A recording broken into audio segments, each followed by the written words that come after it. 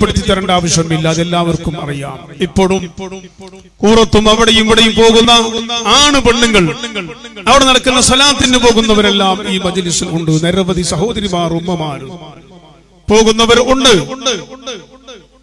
വർഷങ്ങൾക്ക് മുമ്പ് ബഹുമാനപ്പെട്ട തങ്ങളും ഞാനും ബഹ്റൈനിൽ ഒരു KCF-ന്റെ പരിപാടിക്ക് ഞങ്ങൾ പോയി.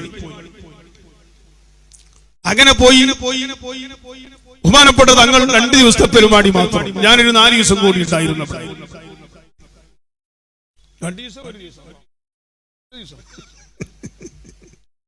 അന്നിന് രാത്രി പരിപാടി കൂടി പിറ്റേത് രാവിലെ കലാസ്. ബഹ്റൈനല്ലേ, ഗൾഫല്ലേ, ദുബായ് അല്ലേ, അങ്ങനത്തെ ഒരു മണ്ണാങ്കട്ടി ഓറ കൽപ്പില്ല. മനസ്സിലായില്ല?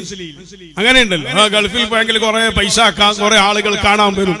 അങ്ങനത്തെ ഒരു പരിപാടിയും അവരെ കൽപ്പിൽ അന്നും എന്നും ഇല്ല. പൈസ എന്ന് പറഞ്ഞാൽ അല്ലെങ്കിൽ അതിന്റെ ആളുകളെ ഒരു വലിയ പണക്കാരൻ വന്നപ്പോ ഓനെ ബഹുമാനിച്ചിട്ടിരുത്തുക, ഒരു സാധു വന്നപ്പോ ഓനോടും അങ്ങനെ പരിപാടി എല്ലാവരും ഒരേപോലെ. ചില ആളുകൾ അങ്ങനെ വിചാരിച്ചിട്ട് പോകുന്ന ആളുണ്ട്. ഞാൻ അങ്ങനെ അങ്ങനെയാ ഇങ്ങനെയാ തീർന്നു കലാശം. പിന്നെ വേറെ അതിനപ്പുറം താരീഫ് പറ്റതൊന്നും അല്ലാത്ത. അതുകൊണ്ട് ബഹുമാനപ്പെട്ട തങ്ങളവർകളെ വലിയ വലിയ പണക്കാർക്കൊന്നും വില പിടിക്കുന്നില്ല. എന്താ പിടിക്കാത്തത്? ഓരോന്നും ആനനുസരിച്ച് തങ്ങൾ കാണുകയൊന്നും ഇല്ല. ഞാൻ ചുരുക്കുന്നു. അങ്ങനെ ബഹ്റൈൻ പോയപ്പോ രാത്രി ആണ് അവിടെ മദ്ഹുർ റസൂൽ പരിപാടിയാണ്. അതിൽ ബഹുമാനപ്പെട്ട തങ്ങളെ നേതൃത്വത്തിൽ ദുആയാണ്, ഞാൻ മദ്ഹുർ റസൂൽ പ്രഭാഷണവും ആണ്. അങ്ങനെ പരിപാടിക്ക് മുമ്പ് ഞങ്ങളൊരു വീട്ടിൽ ഭക്ഷണം കഴിക്കാൻ പോയി. ഒറ്റ കാര്യം പറയാം, ഇത് എന്റെ അനുഭവത്തിൽ ഉണ്ടായ ഒരു സത്യം. അങ്ങനെ 100 കണക്കിൽ സംഭവം ഉണ്ട്. അങ്ങനെ അവിടെ എത്തിയപ്പോ ഒരു വീട്ടിലെത്തി, വെള്ളമെല്ലാം കുടിച്ചു.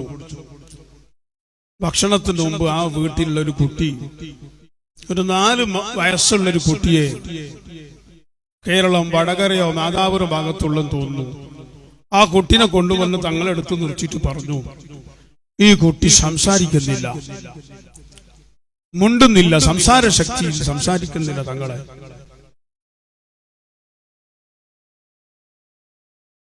എന്ന് പറഞ്ഞു. അപ്പൊ എന്നെ നോക്കിയിട്ട് തങ്ങൾ പറഞ്ഞു, സൈദി സംസാരിക്കുന്ന ടൈം ആയിട്ടുണ്ടാവൂല അല്ലേ? അങ്ങനെ പറഞ്ഞു. ഒരു നോർമൽ ആക്കിയിട്ടാ പറയും. അതിന് വലിയ സീരിയസ് ആക്കി സംസാരിക്കുന്നില്ലേ, അതിന് അങ്ങനെ ആക്കണോ, അങ്ങനെ ഒന്നുമില്ല. എന്നെ നോക്കിയിട്ട് പറഞ്ഞു, ടൈം ആയിട്ടുണ്ടാവൂല അല്ലേ? ടൈം ആയിട്ടുണ്ടാവൂല, അതിന്റെ സമയമാകുമ്പോ സംസാരിക്കും. നിങ്ങള് ബദരീങ്ങളെ പേരിൽ യാസീൻ ഓടിക്കും. യാസീൻ ഓതിയിട്ട് ആ വെള്ളത്തിലേക്ക് നിങ്ങൾ എന്നെ ഓതിയിട്ട് അത് കുടിക്കാൻ കൊടുക്കാം. നിങ്ങൾ ദ്വാരക്കി എല്ലാം ഓരോടനെ ഏൽപ്പിക്കും. തങ്ങൾ ഇൻഷാ അല്ലാഹ് ഞാൻ ദ്വാരക്കാം, അള്ളാഹു കുട്ടിക്ക് സംസാര ശക്തി തരട്ടെ, അതിന്റെ സമയമാകുമ്പോ സംസാരിക്കും എന്ന് പറഞ്ഞു. അങ്ങനെ ഞങ്ങൾ ഭക്ഷണം കഴിച്ചു, പരിപാടിന്റെ അടുത്തേക്ക് വന്നു. ഒരു 1.5 മണിക്കൂറിന്റെ വ്യത്യാസം ഉണ്ടാവും എനിക്ക് തോന്നുന്നു. അങ്ങനെ വന്നു, അവിടെ മജ്‌ലിസ് തുടങ്ങി. ആ സമയത്ത് ആ വീട്ടുകാരൻ വന്നിട്ട് എന്നോട് മെല്ലെ പറഞ്ഞു, സങ്കടപ്പെട്ട ആൾ കരയാണ്. കരയുന്നത് സന്തോഷത്തിലും കരയും, മനുഷ്യനും ബേജാറ് കൊണ്ട്. ഇയാൾ പറഞ്ഞു, സാദേ ബഹുമാനപ്പെട്ട തങ്ങൾ നേരത്തെ പറഞ്ഞ ആ കുട്ടി സംസാരിച്ചിട്ടുണ്ട്. സുബ്ഹാനല്ലാഹ്, ഇപ്പൊ തന്നെയാണ് ഈ സംഭവം. ഞങ്ങൾ ആ കിടാവിനെ കൂട്ടിക്കൊണ്ടു വന്നിട്ടുണ്ട്. അപ്പോൾ ബഹുമാനപ്പെട്ട തങ്ങളോട് ഞാൻ പറഞ്ഞു, അപ്പൊ തങ്ങൾ പറഞ്ഞു സമയമായിട്ടുണ്ടാവും. ഇപ്പോ മനസ്സിലാക്കണം നിങ്ങള്, ഞാൻ പറഞ്ഞു സംസാരിച്ചു എന്നല്ല. അങ്ങനെ ഒരു സംഭവത്തിലും ബഹുമാനപ്പെട്ട തങ്ങൾ പറഞ്ഞുകൊണ്ട് തെളിയിക്കാൻ ഒരു ഉമ്മ വെറ്റ മകനിക്ക് സാധ്യമല്ല. അങ്ങനെ പറഞ്ഞിട്ടേ പറയലും ഇല്ല. അപ്പൊ എന്നോട് ചിരിച്ചിട്ട് പറഞ്ഞു, അപ്പോൾ മൂപ്പരെ നോർമലാക്കി. ഇപ്പൊ സമയമായിട്ടുണ്ടാവും, അങ്ങനെ സംസാരിച്ചല്ലേ. അങ്ങനെ ആ കുട്ടീനെ കൊണ്ടുവന്നു, ഞങ്ങളെടുത്ത് കൊണ്ടുവന്നു. ആ കുട്ടി ബഹുമാനപ്പെട്ട തങ്ങൾക്ക് സലാം പറയുന്നു. നിങ്ങൾ ആലോചിക്കണം, ഇനിയിപ്പോ നാളെ ഒരു കുട്ടീനെ കൊണ്ട് കൂറത്ത് പോണ്ട ഞങ്ങള്. എന്നിട്ട് കൂറത്ത് പോയി സംസാരിക്കോ, അങ്ങനെ തങ്ങൾ സംസാരിച്ചിട്ടില്ല എന്ന് പറയാൻ നിൽക്കണ്ട. അഷ്റഫുൽ ഖൽഖ് റസൂലുള്ളാഹി സ്വല്ലല്ലാഹു അലൈഹി വസല്ലം തങ്ങൾ നമുക്ക് അത്തരം വിഷയത്തെ പഠിപ്പിച്ചിട്ടുണ്ട്. ചില സമയത്ത് അള്ളാഹുവിന്റെ മഹത്തുക്കളെ നാവിൽ നിന്ന് ഒരു വാക്ക് പറഞ്ഞാൽ ഇന്ന മിൻ ഇബാദില്ലാഹി മൻ ലൗ അഖ്സമ അലല്ലാഹി ലഅബറ. ഇത് പഠിച്ചവനിക്ക് തിരിവല്ലാത്ത ദിക്ക് തിരിയാത്തോൻ ഇതിന്റെ ബാക്കിൽ കൂടിയിട്ട് നടന്നാൽ പറ്റൂലടോ. ഇന്ന മിൻ ഇബാദില്ലാഹി മൻ ലൗ അഖ്സമ അലല്ലാഹി ലഅബറ. അല്ലാഹുവിനിക്ക് ചില അടിമകൾ ഉണ്ട്. ആ അടിമകൾ ഒരു കാര്യം ഇങ്ങനെ ആവട്ടെ എന്ന് പറഞ്ഞാൽ, ചില സന്ദർഭങ്ങളിൽ പറഞ്ഞാൽ അത് അങ്ങനെ തന്നെ അല്ലാഹു ആക്കി കൊടുക്കും. അതിന് വേറൊന്നും അവിടെ വേണ്ട. ബഹുമാനപ്പെട്ട ഔസുൽ ആലം ശൈഖ് മുഈദ്ദീൻ അബ്ദുൽ ഖാദിർ ജീലാനി തങ്ങൾ അത് പറഞ്ഞപ്പോൾ അങ്ങനെ തന്നെ കോഴിയുടെ മുള്ളോട് കൂകുന്ന ജനാര കൂകിയില്ലേ? കോഴിന്റെ മുള്ളു. ഇനിയിപ്പോ ഒരു കോഴി വന്നിട്ട് ഔസുൽ ആലമിന്റെ പേര് വെച്ചിട്ട് കൂക്കട്ടെ എന്ന് പറഞ്ഞാലോ? ഞാൻ പറഞ്ഞു വരുന്നത്, ആ നിനക്ക് അല്ലാഹു സുബ്ഹാനഹു വ തആല നാവിന് വലിയ അഹ്റു, ആ കുടുംബത്തിന്റെ വലിയ പവർ അല്ലാഹു കൊടുത്ത. നമ്മുടെ കേസീറോഡ് ജമാഅത്തിൽപ്പെട്ട ഒരു വീട്ടിൽ ഒരു പെണ്ണുങ്ങൾ വളരെ സീരിയസിലായി, ഓർമ്മയില്ല,